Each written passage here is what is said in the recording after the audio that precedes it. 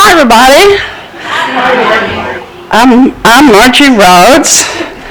I've been a member of the Worldwide Fellowship of Al-Anon and Alateen since 1979.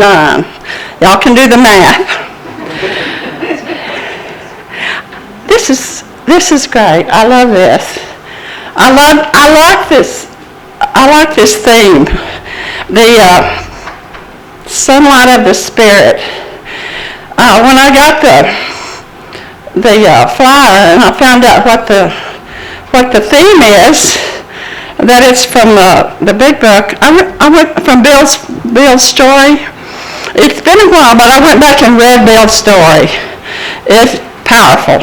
It is powerful, and that's where this came from. And I also reread in the AA 12 and 12 about the sunlight. And we in Al-Anon we have a brand new daily reader. We picked it up. Some of us went to the International Al-Anon and Alateen Convention this summer, last summer in Albuquerque. There were almost 5,000 people there, and then some in virtual from all over the world, literally all over the world. And to be in that group of maybe 4,000 or 5,000 people, AA and Al-Anon, and say the Serenity Prayer in your language together, it's just something really special. I'm glad I got to do that. And some of the people were here, and in this little book that we got, I didn't bring it. It's a small reader. It's called. It kind of has an unusual title. It's just a collection of Al-Anon personal stories. And when I first got it, I thought, that's so little, it couldn't be much. Those stories are powerful, and they're from people also all over the world. And on page 30 in that book, it says, "Sunshine always lifts my spirits, just as it helps to melt away the snow in my driveway in the winter. Seeing the sunshine helps me melt away negative thoughts and feelings, putting me in a more positive frame of mind. Al-Anon helps me to change my attitude and reactions to life. I don't know how it works exactly, but like the sunshine, Al-Anon meetings, conference-approved literature, and fellowship with Al-Anon members all warm my soul, shining a different way of life." So, as we come together, we just blend in with each other. And I've known some of you a few years. Bob and I go way back. I don't know, Bob, if they'll ever get rid of us or not. Just keep coming back. You were here last year, I believe, up here. We've been on other things together. So my spirit, I can tell you that my spirit was broken when I got here. Actually, I came in through the very welcome doors of AA before I ever got to Al-Anon, because nobody knew what was wrong with me. But some of my friends loved me enough.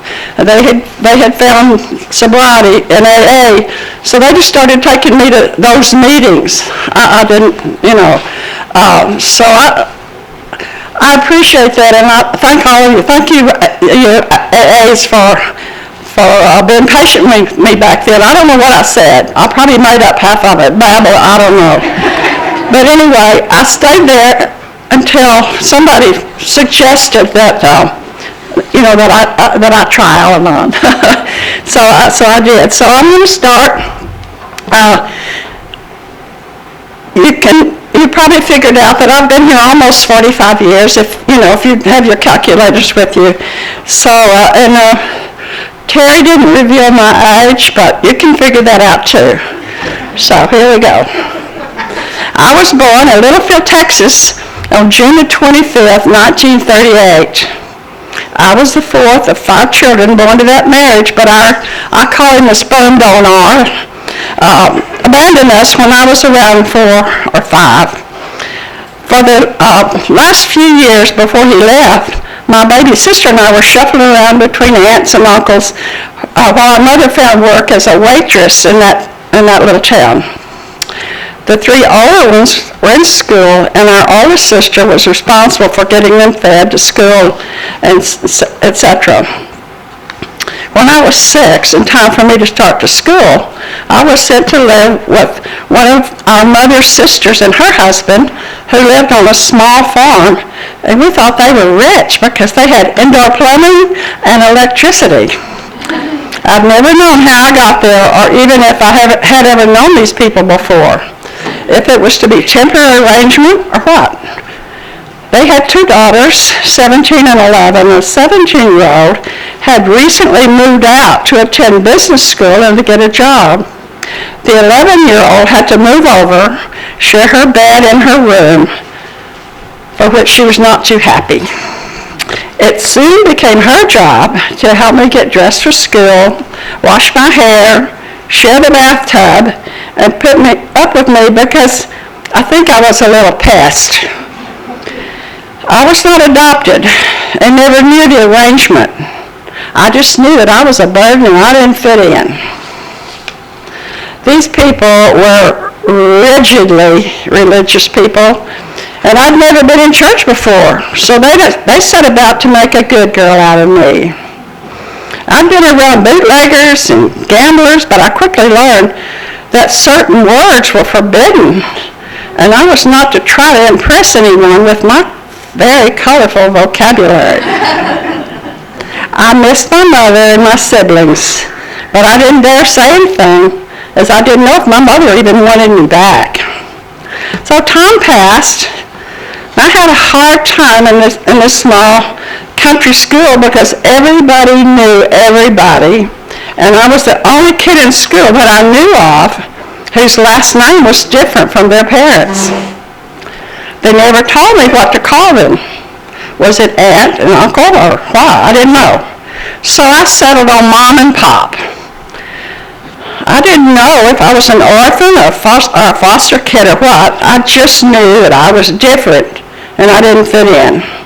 By then, I didn't know the whereabouts of my biological father, so I made up stories that he'd been killed in a war, which had ended in 1945. The big one. And that was shortly after I had started to school. I did okay in school. We lived on a dirt road far from the little school, and I rode on a big yellow school bus. The other kids were either farmers' kids or hired hands' kids, but we somehow understood that we were not to mix and mingle. I got along okay until my sister cousin got married when I was in the 7th grade. And then, when I was in the 8th grade, I was 13, I discovered boys. One in particular that went to the same church and was 2 grades ahead of me. His name was David. We didn't ride the same bus, so about the only time we saw each other or could spend any time together was at church gatherings, but we knew there would be no hand-holding or any close encounters. From the time I was 14, my only ambition was to be Mrs. David, what's his name, and we would live happily ever after. His parents were equally religious to the point that his father believed, spare the rod and spoil the child. And he beat his boys with his belt if their mother told him they had misbehaved while he was at work. I call this righteous abuse. By the time we could date, when I was 15, we were madly in love and knew that we would get married as soon as I finished high school. David was very smart. He was top of his class. He could do anything, and he didn't drink. He always had an after-school job, but we could only date when his dad would let him use the family car, or if he had a couple of dollars. We were just biding our time until we could get married and get as far away as we could. At the end of my junior year, when I was almost 17 and he was barely 19, we decided to get married. We asked permission but were told they didn't give their blessing, but Pop signed for the marriage license. They actually thought I was pregnant. The baby didn't come for 5 years. We moved away as soon as we could, first to Amarillo and then to Lake Charles, Louisiana, where I finished high school, went to business school, worked for an oil company. We were just two little kids playing house. Perhaps David drank later to drown out the pain of the shattering childhood experiences. So after about 4 years of marriage, David decided to go back to college to pursue a degree in electrical engineering. We moved back to Lubbock. He enrolled in tech, and I worked in a law office.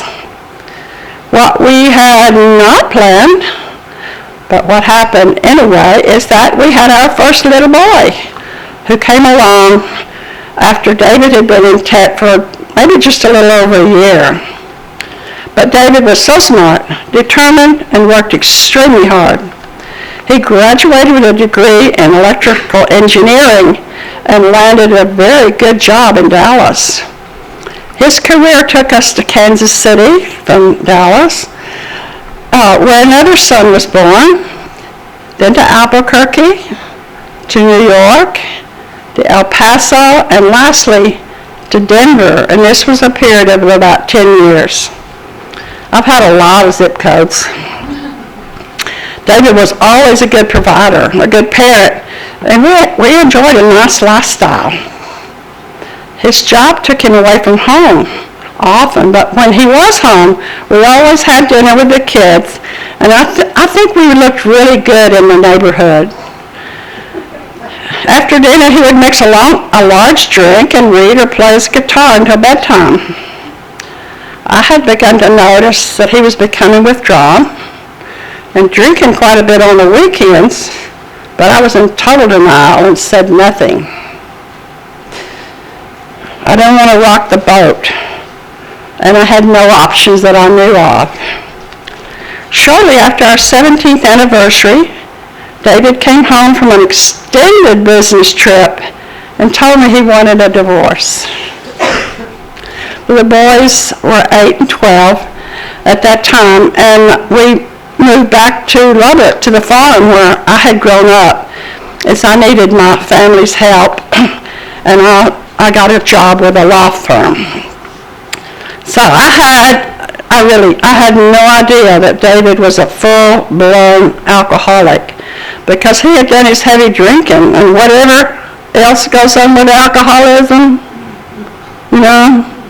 he did that away from home. He was a very high-functioning alcoholic. So I had always believed that we were the ideal family. I had a station wagon, 2 kids, a station wagon, house in the suburbs. Daddy commuted into the city every day wearing a suit and a tie and a hat and carrying a briefcase. Remember the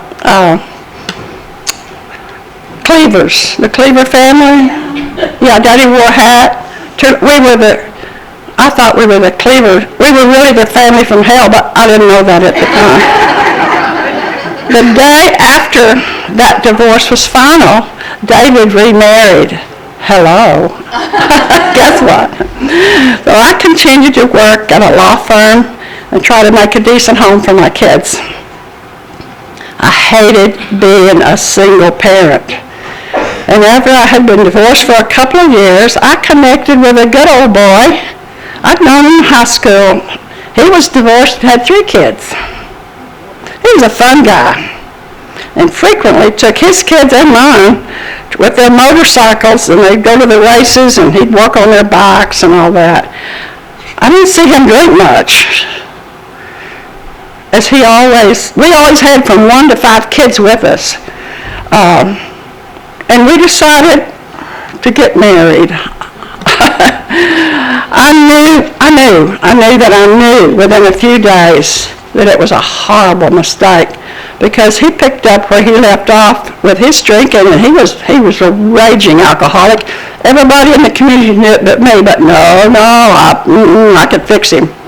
He wouldn't want to drink. So anyway, my oldest son went to live with his dad when I remarried. And about 4 months into this marriage, I had an emergency hysterectomy. And while I was in the hospital, I actually made a decision there to get out of this mess as soon as I could. I had to get back on my feet, and which I did, and went back to work. So shortly after David remarried, and by then both of the boys were living with him, he ran his company car off the side of a mountain in Aspen, Colorado, in a blackout. Ended up in jail and was subsequently fired from his managerial job.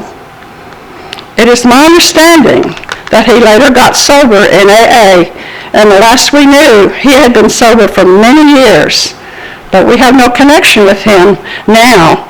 And my kids and I, we don't even know if he's still alive. I have compassion for him now. I now believe he was a good man with a bad disease. He's on his own journey with his higher power, and I'm on my journey with mine. So here it was, 1977. I'm 38 years old, twice divorced, and living alone in a big house down at 13th and R. Was close to, you know where that is? Yeah, down close to the old Sears building. I'm working for the state now, and I'm taking classes at South Plains College to add to what I have picked up here and there to get an associate degree. I needed that in order to advance where I work with the state. I really, really wanted a degree so I would fit in and so I could make a better living. I had gotten a PhD, putting hubby through. I had gotten that, but I wanted one of my own. So my dearest friend, who was a nurse, had coddled me through both divorces and the hysterectomy. She had a friend who had recently married a man who was about 1 year sober in Alcoholics Anonymous. They were on the pink cloud, and they thought maybe going to AA meetings would be good for me, since it seemed to be working for them. Although I didn't drink much, and I had never heard of Alcoholics Anonymous. I don't remember ever having even heard of it. So this man ran a big bingo hall out on Parkway Drive, and he held AA meetings in the room in the back of that building. They started asking me to bring clients to the meeting from this halfway house. I think it was called a halfway house that was across the street from me, or detox, or whatever. I don't remember exactly. Some funny stuff went on over there, coming and going all the time. But anyway, so they also asked me to chaperone there at this halfway house if there was a woman client in the building. So they would call me, and I'd walk across the street and spend the night, sitting there. I don't know. I guess they thought that, if there was a man and a woman in the building well, anyway. So in June of 1977, these nice folks asked me to attend the third annual Hub of the Plains convention at the old South Park Inn, which is a parking lot now, or an empty lot. I had no idea what to expect, but I was curious about what it was about. They told me I could work in the hospitality room, I could attend all the sessions, and I could attend the dance. I loved every minute of it, and nobody seemed to notice that I didn't fit in. And what I really liked was the anonymity part. My name tag just had Margie on it. I noticed that most were couples, but I tagged along with my new friends. I recall that a man asked me to dance, and I was very nervous because I didn't know how to dance, but it seemed okay, and he told me that it was the first time he had ever danced sober. I got a lot of relief by going to AA meetings and conventions and eating meetings, but I couldn't get recovery. Alcoholics Anonymous was designed to help alcoholics, but I didn't even drink. I love the Serenity Prayer, which I had never heard before. And I thought those steps that they had hanging on the wall, they were nice for them, but I just wasn't convinced that they would work for me. However, at every AA meeting I heard this: if you have decided you want what we have and are willing to go to any length to get it, then you're ready to take certain steps. So I was ready. I think I was ready. So the meetings always ended with keep coming back, just like we do here. So I did until I was finally led to Al-Anon on July the 4th, 1979. So that's my Al-Anon birthday, July the 4th, 1977. I went to a meeting over at the old Central Club, which isn't even there anymore. So I bought a One Day at a Time book, a little daily reader, and a big book. Oh, I had already bought a big book when I was going to AA meetings. And I still have that, and I was just given a new AA book. Mine is pretty tattered. I won't stop using that old book. It's got so much of me in it, I love it, but it's nice to have a new. It's a 3rd edition, and I got it in 1977. So I began, also we had a little pamphlet, a little small pamphlet, and it's called Just for Today, and somebody gave that to me early on. So I began picking out one little topic each day. I put it up in my kitchen window, and I would pick out one topic before I went to work, and I would try to practice that during the day. And that was a big help, really. And I still have that little pamphlet, too. So let's fast forward a little bit, quite a bit. My 2 sons are all grown up now. Scott is 63, and Jay is 60. Jay has had periods of dry that I know of. When he was in treatment, he was in jail on probation for DWIs. But several years ago, he made the decision to not be part of my family. I believe he has wanted to do this since he was a teenager, but that's his story and not mine. Scott has been clean and sober for about 35 years. He had a rocky start with sobriety, but I believe he has good recovery now. They each have their own higher power, and it's not me. My sons and I are each better when I detach from their disease, love myself, and love them where they are. My sponsor has taught me that we show our love for others by loving and prioritizing ourselves.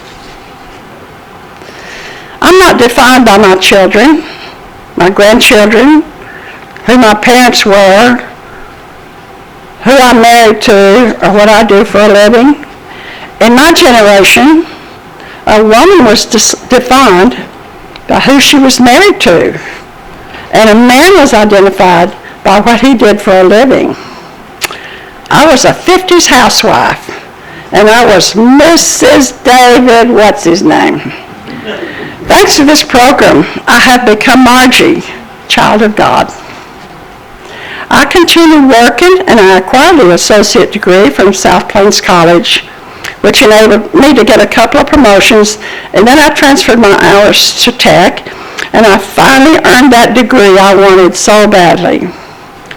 Then, with about 5 years of Al-Anon under my belt and a college degree, I remarried and moved to the big city of Crosbyton. I didn't marry another alcoholic. I married an untreated Al-Anon. But by then, I had my own identity and my own personality, and I'm still Margie. I continued attending Al-Anon meetings in Lubbock, even though I lived in Crosbyton. There was an open AA meeting in Crosbyton that I attended pretty regularly, but there was no Al-Anon in Crosbyton. There was a really good group that met in Lorenzo. So for a while, in Al-Anon, I did little more than won a chair in meetings, but I got a sponsor and started working the steps with her. So today, the 12 and 12 Al-Anon family group is my home group. We meet on Mondays at 2 o'clock. In this group, we focus on all the legacies, the steps, the traditions, the concept of service, including the general warranties.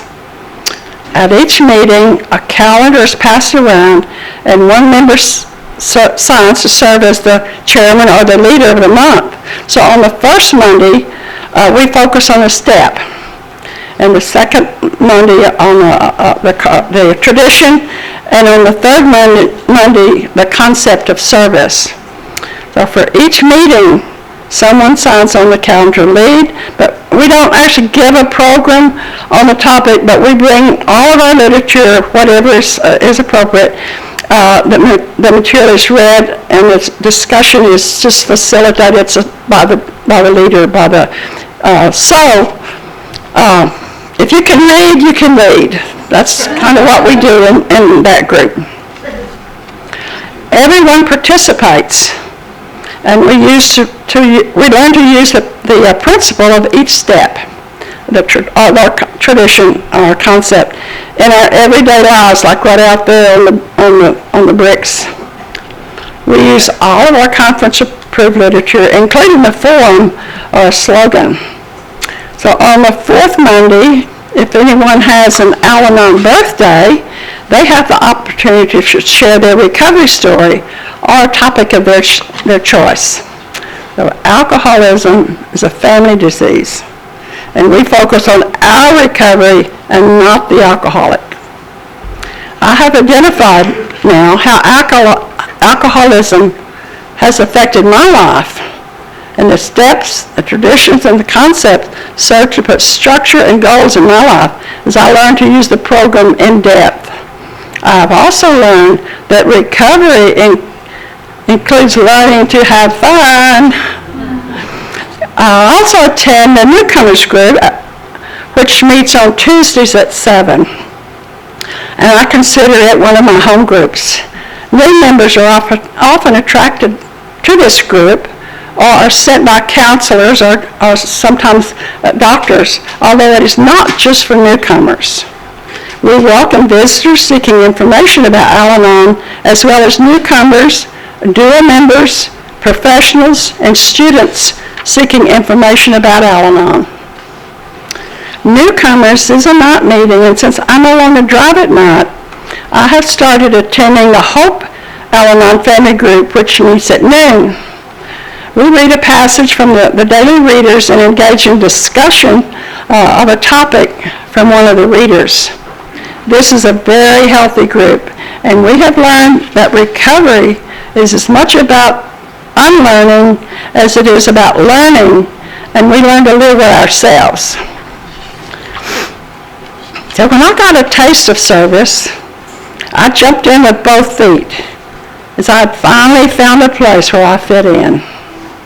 I recently heard that, and this is a quote, "We come to a meeting for relief, and we come to service for recovery." Being involved in service has given me confidence in every area of my life and has opened a new dimension of recovery. Service gives me the opportunity to work with others and to show we are equals. We are trusted servants. When I participate in service, it nourishes my personal recovery. My first service position was that of alternate group representative. That's the first step, which I got almost by default because nobody else wanted the job. I said I would do it, although I had no idea what was involved. When the group representative had to resign because her cancer came back with a vengeance, I suddenly became group representative. Ooh. I think I had attended one or two assemblies when it was time for election assembly and time to rotate the positions. At that assembly, the district representative held a caucus before the general business meeting and polled the GRs, asking who was willing to step up and serve as GR. I think there were 11 of us in the room. I was the last one we asked, and all the others had said no. She asked me, I said, I don't think I'm qualified because I haven't been a group representative very long. And she replied, that doesn't matter, you're it. And she left. Any of you remember Pat Cron? That was Pat. She's at the big meeting now. So I went to my room, called my sponsor, and told her I was the new district representative. I was scared to death. But I grabbed the service manual I was given, talked to some other district representatives of other areas, came home, and I got busy. I may never have volunteered to serve as district representative, but I can tell you that it was the best thing that ever happened to me. I have gotten back more by participating in service than I've ever contributed. So I ended up actually serving back-to-back terms as district representative. We don't really recommend that, but the very same thing happened to me again. We elected a new district representative at the next rotation, and I offered to help her. But after attending only one assembly, her cancer came back, and she had to resign, so I finished out her term. My spirituality and recovery continued to grow as I got deeper into service. District 2 has a strong Al-Anon information service at that time, but the liaison had served in that position for a long time and needed to step down. I took the position following my terms as district representative, and I kept it going for about 3 years until somebody else stepped up. Well, ever since I have been in Al-Anon, since 1979, I have saved forums, which is like your magazine. Pipelines, which is our newsletter, programs, bookmarks, whatever, and had acquired quite a few historical items and memorabilia, which I had dated, labeled, and stored in my guest room closet. At that time, that was our Al-Anon archives. After my husband died, I downsized a couple of times, and I began asking assembly about finding a permanent home and a proper storage for the growing collection, but I've been unsuccessful. So I finally made it known that I was going to pack up everything, bring it to the assembly, and leave it there, which I did. But someone apparently took me seriously and agreed to serve as archivist, and she took everything home with her. So the purpose of an archives is to preserve the experience and history of the West Texas Assembly and to build on our current history. As more items are received, they are now properly stored and are now stored in an environmentally safe place. And we also have storage there for our technical and Spanish translation equipment at the same place. It's really a real deal now.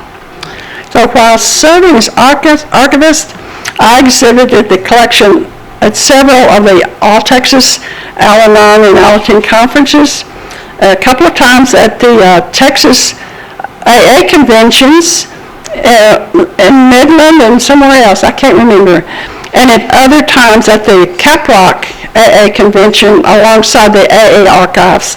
Anybody remember John Miller?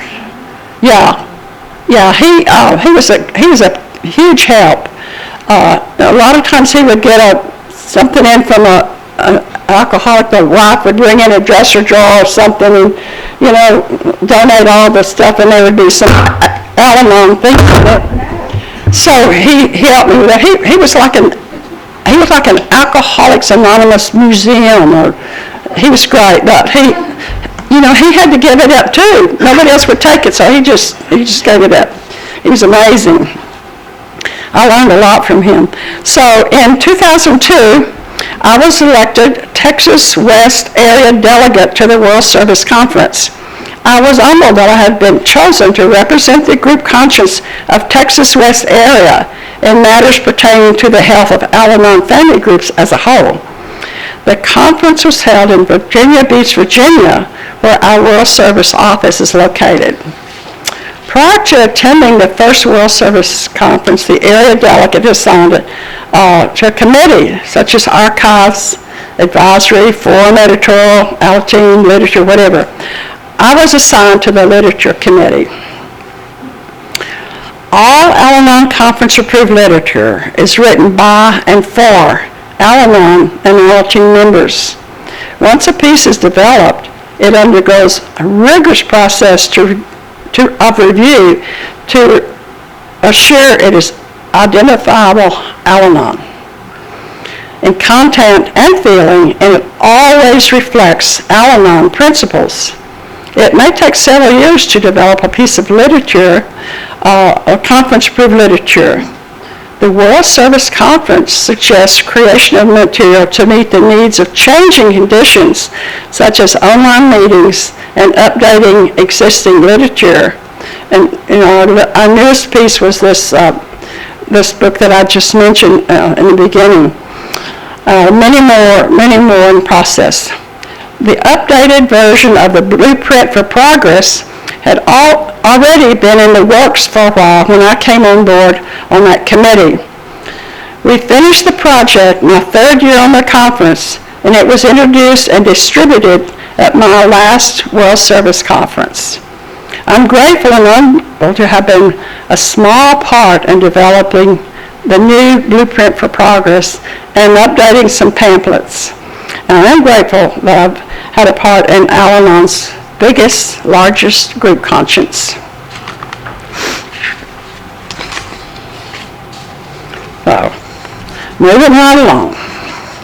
About sponsorship.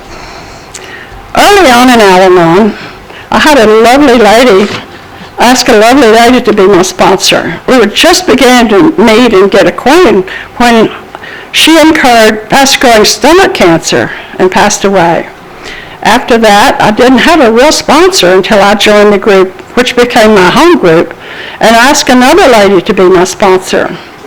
She had her own ideas about how she sponsored, which was by 12-step outline that a member in Arkansas had prepared for AA and Al-Anon that required reading the big book, AA 12 and 12, and a couple of Al-Anon books.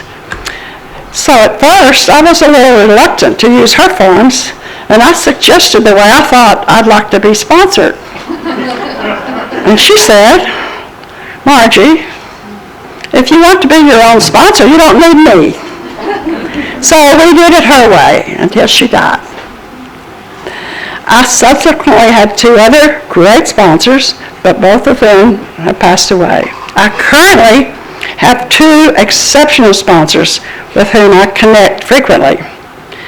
These have become some of the dearest and most meaningful relationships in my life. I also make it known that I'm available to share my experience, strength, and hope with anyone who asks. I believe that all we really need to do as a sponsor is to listen. We have two ears and one mouth. So I generally make myself available to serve as service sponsors to new district representatives. Some accept and some don't. If they accept, I give them a service manual, and when they have questions, I generally refer to chapter and verse in the service manual, and we go from there. One thing I learned at the World Service Conference is this: if you can't find it in the service manual, don't say it. So I don't know those many years ago who unlocked the door or who turned on their lights for my first Al-Anon meeting in July the 4th of 1979. But continuing to carry the message is the best way I can express my gratitude for those who were here when I got here. It's gratitude in action. I support a program that has given me a philosophy and a way of life that I couldn't have imagined when I was led to my program through the very welcome doors of Alcoholics Anonymous. And when I'm here, I want to thank you again for you being so patient with me back then. Thank you for inviting me here today to share my experience, strength, and hope. And I'm very comfortable here. I believe I fit in here. Thank you.